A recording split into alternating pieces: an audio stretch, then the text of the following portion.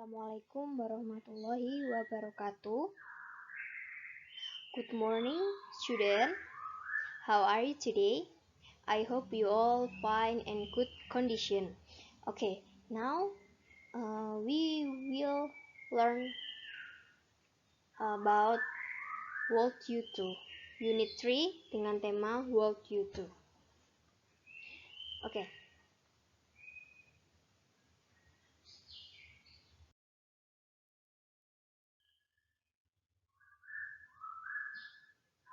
Nah, basic competence di sini yang pertama yaitu menerapkan struktur-struktur teks dan unsur kebahasaan dalam melaksanakan fungsi sosial dari ungkapan memberi instruksi, mengajak, melarang, dan meminta izin, serta meresponnya sesuai dengan konteks penggunaannya. Yang kedua adalah menyusun teks lisan dan tulis untuk menyatakan, menanyakan, dan merespon ungkapan memberi instruksi, mengajak, melarang, dan meminta izin dengan memperhatikan fungsi sosial, struktur teks, dan unsur kebahasaan yang benar dan sesuai konteks. Kita langsung saja untuk pembelajaran hari ini dengan tema World U2. Nah, di tema ini kita bagi menjadi 4 chapter. Yang pertama yaitu ada notice. Nah, ini ada 4 chapter. Yang pertama ada notice. Yang kedua ada give and respond to instruction. Yang ketiga ada give and respond to prohibition. And then the last part is give and respond to invitation. Kita masuk pembelajaran yang pertama dahulu, yaitu notice. Ada yang tahu apa itu notice atau what the meaning of the notice? Oke. Notice di sini notice adalah disebut dengan papan peringatan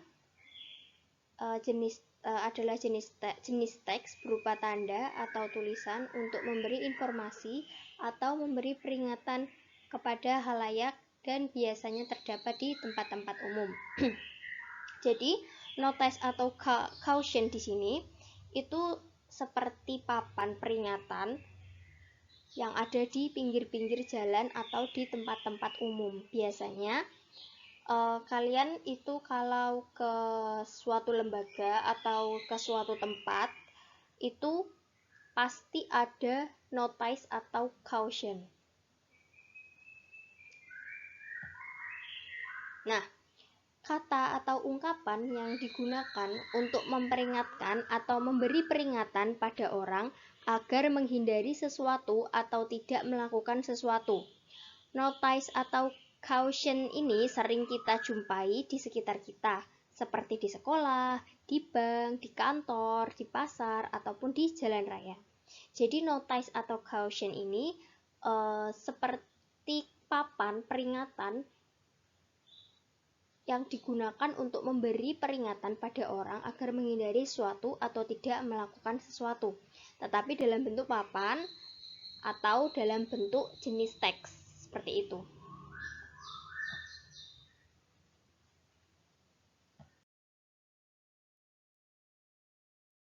Nah, social function of notice atau caution di sini itu adalah yang pertama to give instruction, to instruct people. Yang kedua ada to give direction. Yang ketiga ada to ask people do something. Yang keempat ada to advise atau suggest atau recommend people to do something. Yang kelima ada to remind people about something. Yang keenam ada to warn people. Yang ketujuh ada to forbid or prohibit people of doing something. Di sini saya hanya menuliskan beberapa saja ya, tapi sebenarnya fungsi sosialnya itu ada 7 dan masih banyak lagi. Yang pertama apa itu? To give instruction or to instruct people, yaitu untuk memberikan instruksi kepada seseorang. Nah, yang kedua itu untuk memberikan arahan, to give direction, untuk memberikan arahan. Yang ketiga ada to ask people do something, untuk meminta orang untuk melakukan sesuatu. Itu bisa dengan papan, peringatan, atau jenis teks notice atau caution. Nah, yang keempat itu ada to advise, untuk menyarankan atau menganjurkan seseorang. Nah, yang terakhir itu to warn people, untuk memperingatkan seseorang agar tidak melakukan kegiatan itu. Seperti contoh, kamu ingin memperingatkan kepada orang agar selalu memakai masker setiap keluar rumah. Nah, itu kalian bisa memberi notice atau memberi caution kepada orang tersebut. Seperti itu. Gunanya notice atau caution itu ini ya tadi. Yang pertama ada to give instruction, to give direction, to ask people do something, ada to advise, to warn people, and bla bla bla. Yang seperti tadi saya sudah bicarakan. Nah, di sini saya mempunyai beberapa contoh gambar notice atau caution yang sering kita jumpai di tempat-tempat umum. Misalkan ada tulisan stop, dilarang berhenti itu. Biasanya terdapat di mana ini? Biasanya terdapat di jalan raya atau di sekitar pinggir-pinggir jalan seperti itu. Nah, ada no smoking, dilarang merokok. Ini juga termasuk notice atau caution. Ada remember wash hand with soap before leaving area. Nah, di masa-masa pandemi seperti ini pasti banyak sekali notice atau caution yang kita jumpai di sekitar area kita. Bisa di pusat perbelanjaan, bisa di kantor, di sekolah maybe, or pokoknya di tempat-tempat umum lah yang sering kita jumpai, yang sering kita kunjungi, seperti itu.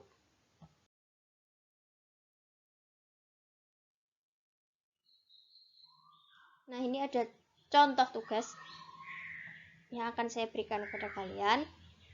Nah, ini ada task 1, yaitu saya memberi contoh gambar no smoking. Nanti bisa dikerjakan setelah ini. Ini juga ada task 2.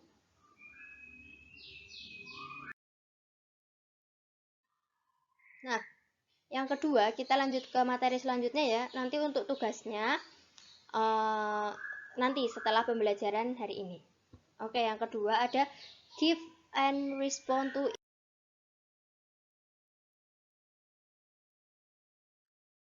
Apa itu? Yaitu memberi instruksi kepada seseorang. Contoh kalimatnya itu ada come here, open the door please, ada wipe the whiteboard, ada submit your homework, ada sit down, and then ada stand up. Nah, itu salah satu contoh bentuk kalimat untuk memberi instruksi kepada seseorang. Anda bisa menggunakan come here, or open the door please, or wipe the whiteboard, or submit your homework, and then sit down please, and then stand up. Nah, udah tahu artinya kan? Jadi kalian kalau mau memberi instruksi kepada seseorang bisa menggunakan kalimat-kalimat tersebut.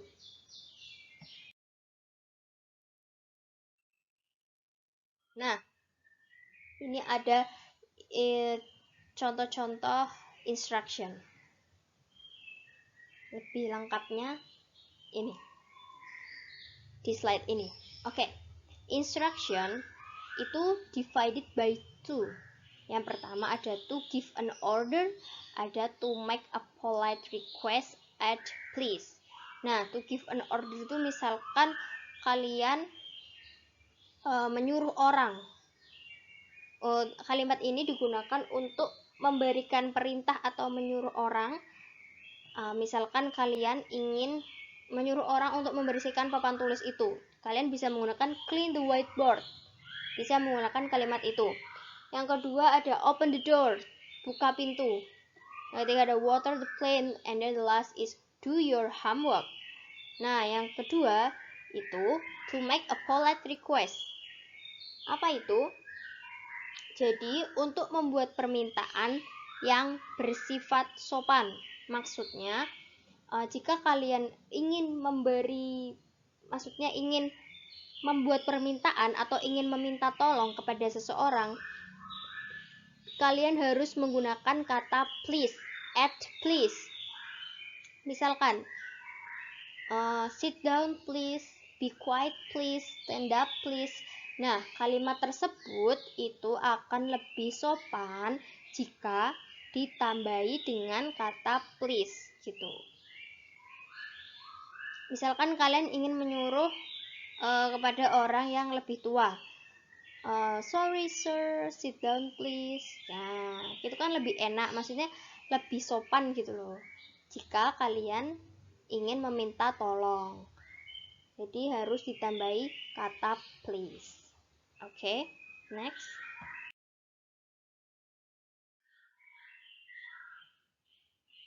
Nah, ini juga ada contoh tugasnya. Nanti ya, kita bahas setelah pelajaran hari ini.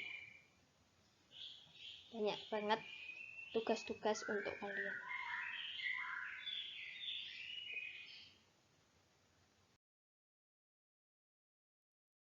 Nah, kita lanjut ke bab yang ketiga, yaitu give and respond to prohibition.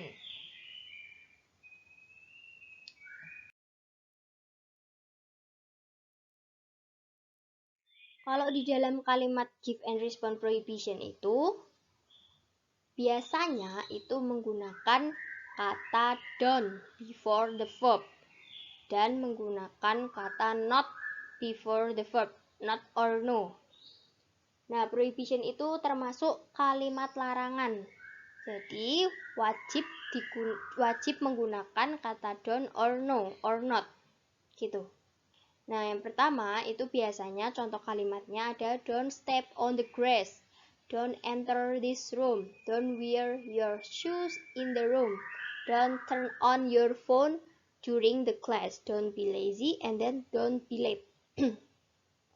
Kalau contoh untuk penggunaan yang no or not itu ada biasanya no smoking, no park area. Nah, itu bedanya yang kalimat tadi dengan kalimat sekarang adalah kalau kalimat yang tadi itu tidak menggunakan don't or no, kalau prohibition itu menggunakan kalimat don't or no karena ini termasuk jenis kalimat larangan. Seperti itu. Nah, prohibition negatif imperatif. Ini juga ada latihannya. Nanti bisa kita buat PR nanti. Kita lanjut materi yang keempat, yaitu give and respond invitation. Nah, give and respond invitation itu di sini saya bagi menjadi 3, yaitu inviting someone, yang kedua ada accepting invitation, ada rejecting invitation. Nah, apa itu inviting someone? Jadi jika kalian ingin mengundang seseorang atau ingin mengajak seseorang, kalian bisa menggunakan kata-kata seperti di contoh. Yang pertama ada, would you like to go to the bookstore with me? Nah, terus ada, how about going to the restaurant? And then, can you join us for a coffee? Jika kalian ingin mengajak seseorang atau ingin mengundang seseorang, bisa menggunakan kalimat-kalimat tersebut. Oke, kita lanjut ke tabel selanjutnya, yaitu accepting invitation. Apa itu accepting invitation? Nah, accepting invitation ini kalimat yang digunakan untuk menerima ajakan tersebut. Jadi jika kalian diajak oleh teman kalian atau kerabat kalian atau keluarga kalian maybe, terus kalian menyanggupi dan kalian ingin menerima ajakan tersebut, kalian bisa menggunakan kata-kata seperti ini. Yang pertama ada sure, I'd like to, sure, I'd love it, what a great idea, absolutely, I do. Kayak berarti dengan menggunakan kalimat-kalimat tersebut, otomatis kalian mengiyakan ajakan tersebut. Seperti itu. Nah, di yang tabel selanjutnya yaitu rejecting invitation. Nah, ini rejecting invitation di sini maksudnya itu untuk menolak atau mereject ajakan tersebut. Misalkan, I'm so sorry, I can't. Maaf, saya tidak bisa hadir, atau maaf saya tidak bisa ikut. I have another engagement, saya punya agenda lainnya. Maaf saya sibuk, mungkin di lain waktu saya pikir saya nggak bisa hadir kayak gitu.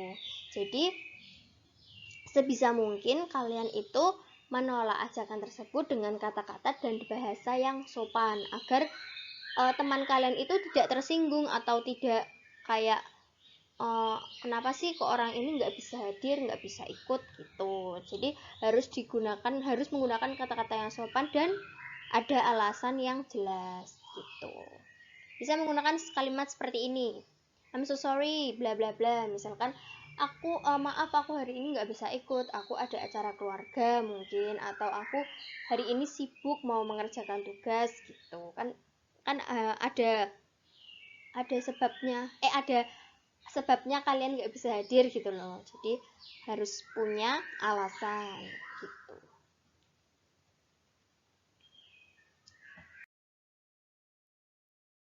Di sini aku ada dialog antara Tom dan Adi. Di dalam dialog ini terdapat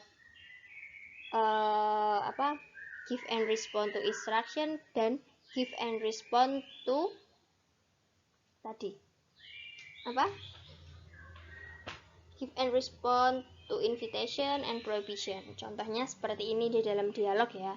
What do you do tonight? Will you join us to go to watch movie? Itu tadi kalimat apa? Termasuk apa? Oh sorry, I have an appointment. Berarti dia nggak bisa hadir karena ada suatu hal. No problem, maybe next time. Oke, thank you. Contoh dialognya seperti ini. Kalian bisa baca sendiri, bisa dipahami sendiri. Nanti kalau misalkan ada yang belum paham atau ada yang belum mengerti, bisa ditanyakan. Nah, ini contoh tasnya. Contoh tugasnya, nanti jangan lupa dikerjakan. Oke, thank you. Sepertinya sudah cukup untuk materi pembelajaran hari ini. I hope kalian semua mengerti dan bisa memahami apa yang saya sudah terangkan dan jelaskan tadi. Nah, untuk homework kalian bisa kerjakan ada 5 tas di dalam slide ini. Kalian bisa kerjakan di lembar jawaban kalian masing-masing sesuai dengan jawaban yang tepat dan benar. Kalau misalkan belum paham atau belum mengerti, bisa dibuka lagi slide-nya. Di situ sudah saya jelaskan dan sudah rinci gitu penjelasannya. Jadi kalau misalkan ada yang belum paham, bisa dibaca kembali slide-nya, bisa dipelajari kembali. Jangan lupa dikerjakan tugasnya. Do by yourself. Okay? Thank you very much. Thanks for your nice attention. Terima kasih sudah mengikuti pelajaran saya hari ini. Mohon maaf jika saya masih banyak salahnya dan masih kurang dalam menjelaskan bab ini, karena di sini kita sama-sama belajar ya. Akhirul kalam, saya tutup pelajaran hari ini. Wassalamualaikum warahmatullahi wabarakatuh. Terima kasih. See you next time.